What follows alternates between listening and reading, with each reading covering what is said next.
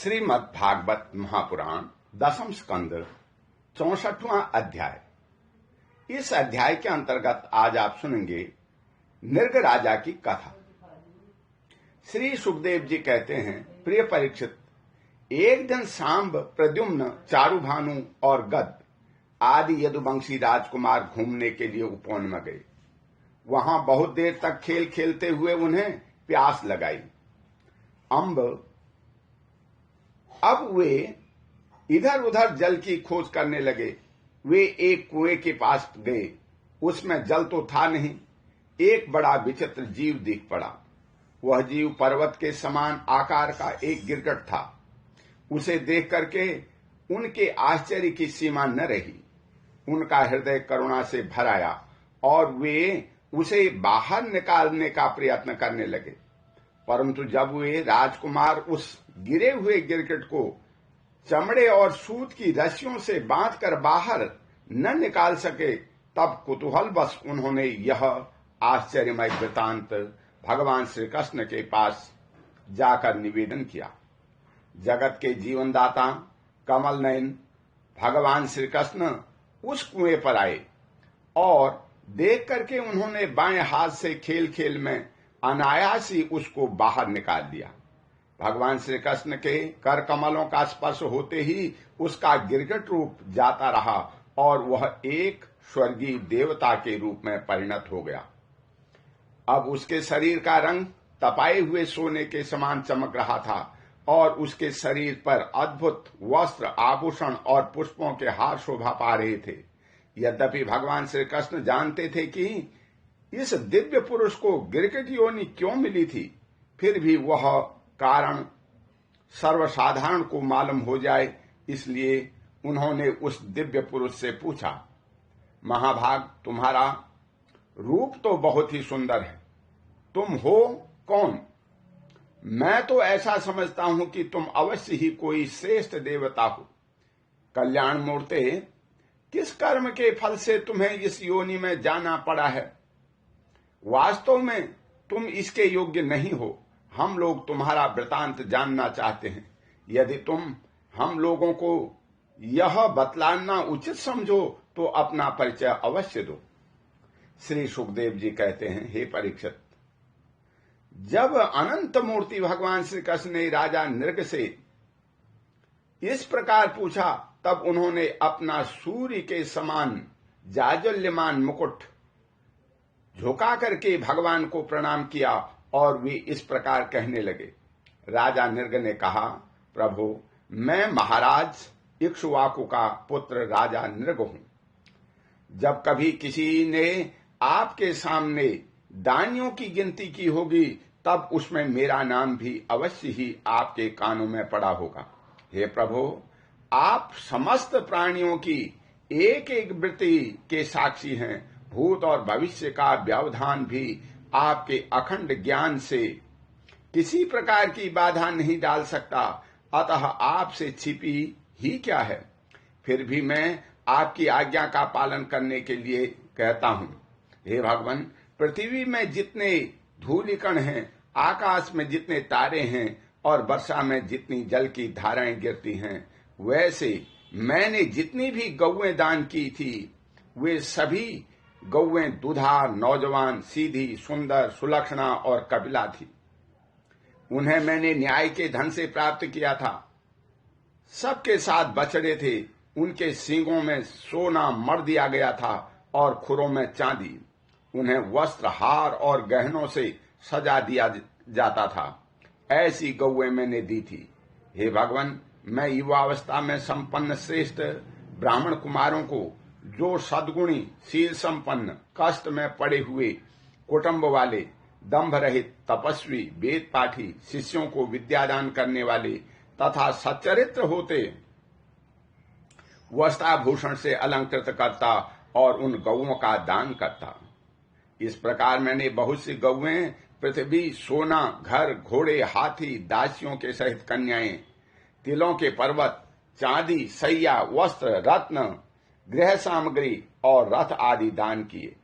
अनेकों यज्ञ किए और बहुत से कुएं, बावली आदि बनवाए। एक दिन किसी अप्रतिग्रही दान न लेने वाले तपस्वी ब्राह्मण की एक गाय बिछुड़ करके मेरी गौओं में आ मिली।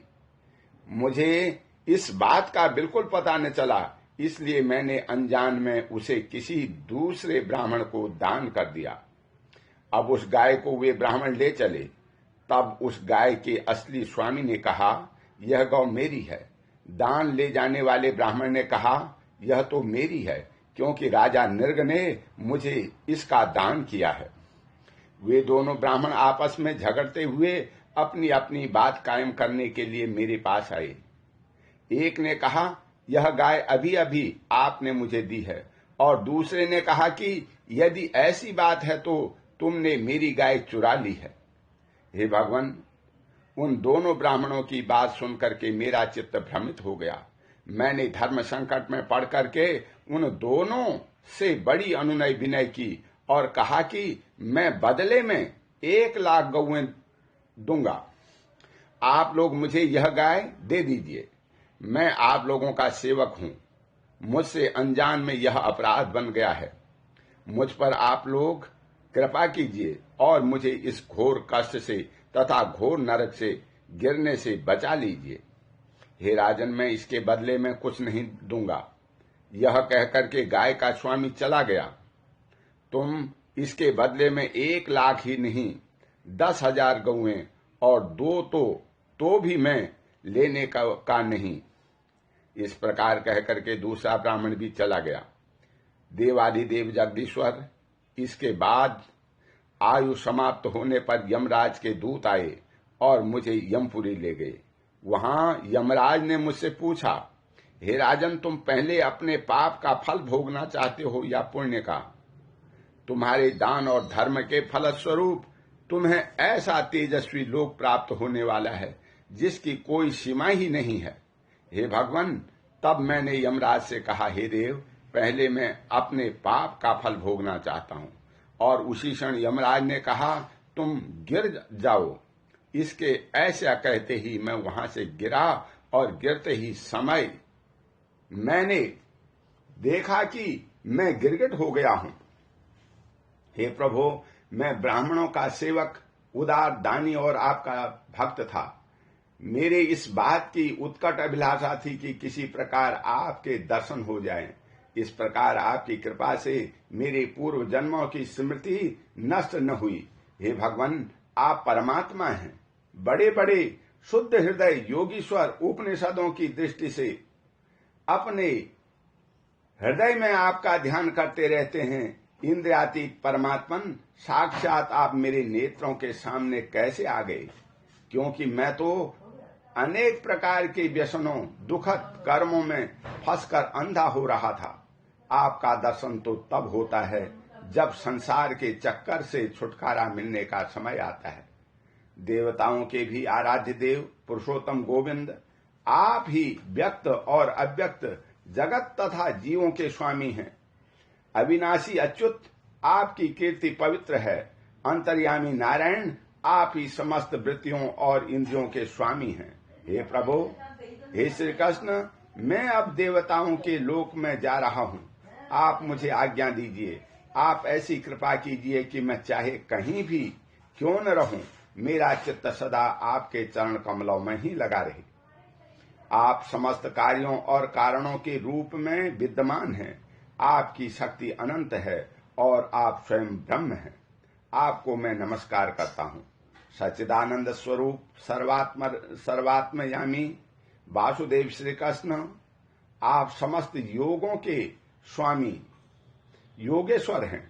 मैं आपको बार बार नमस्कार करता हूं। राजा नृग ने इस प्रकार कहकर के भगवान की परिक्रमा की और अपने कुटुंब से उनके चरणों का स्पर्श करके प्रणाम किया।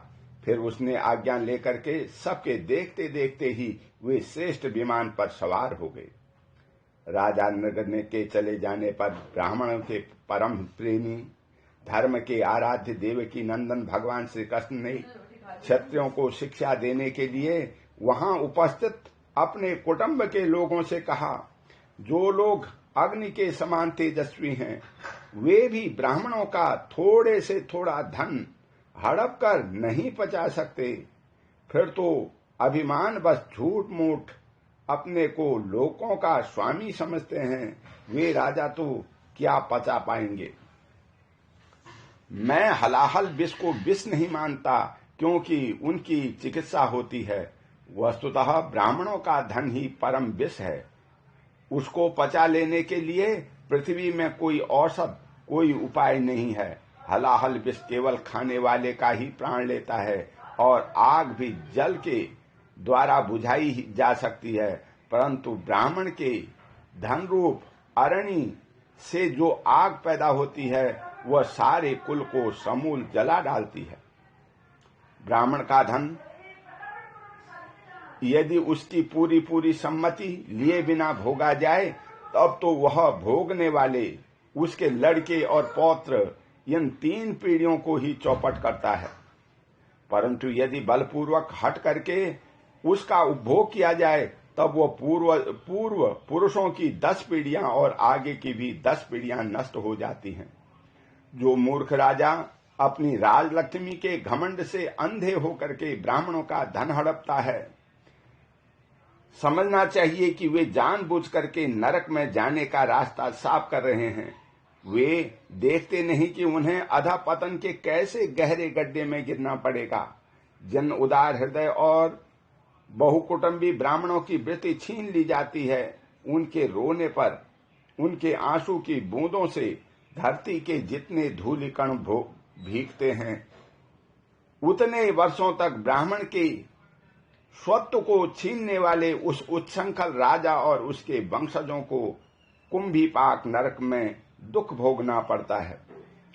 जो मनुष्य अपनी या दूसरों की दी हुई ब्राह्मणों की वृत्ति उसकी जीविका के साधन छीन लेते हैं, वे 60,000 वर्ष तक विष्ठा के कीड़े होते हैं। इसलिए मैं तो यही चाहता हूं कि ब्राह्मणों का धन कभी भूल से भी मेरे कोष में न आए, क्योंकि जो लोग ब्राह्मणों के धन की इच्छा भी करते हैं, उसे छीनने की बात तो अलग रही, वे इस जन्म में अल्पायु, शत्रुओं के पराजित और राजभ्रष्ट हो जाते हैं, और मृत्यु के बाद भी वे दूसरों को कष्ट देने वाले सांप ही होते हैं। इसलिए मेरे आत्मियों, यदि ब्राह्मण अपराध करे तो भी उससे द्वेष मत करो। वह मार ही क्यों न बैठे, या बहुत ही गालियां या साफ ही क्यों न दे दे, उसे तुम लोग सदा नमस्कार ही करो। जिस प्रकार मैं बड़ी सावधानी से तीनों समय ब्राह्मणों को प्रणाम करता हूं, वैसे ही तुम लोग भी किया करो। जो मेरी इस आज्ञा का उल्लंघन करेगा, उसे मैं क्षमा नहीं करूंगा, दंड दूंगा। यदि ब्राह्मण के धन का अपहरण हो जाए, तो वह अपहृत धन उस अपहरण करने वाले को अनजाने में उसके द्वारा यह अपराध हुआ हो तो भी अधःपतन के गड्ढे में डाल देता है। जैसे ब्राह्मणी की गाय ने अनजाने में उसे देने वाले राजा नृग को नरक में डाल दिया। हे परीक्षित, समस्त लोगों को पवित्र करने वाले भगवान श्री कृष्ण द्वारका वासियों को इस प्रकार उपदेश दे करके अपने महल में चले गए। ओम शांति। बोल श्री कृष्ण भगवान की जय।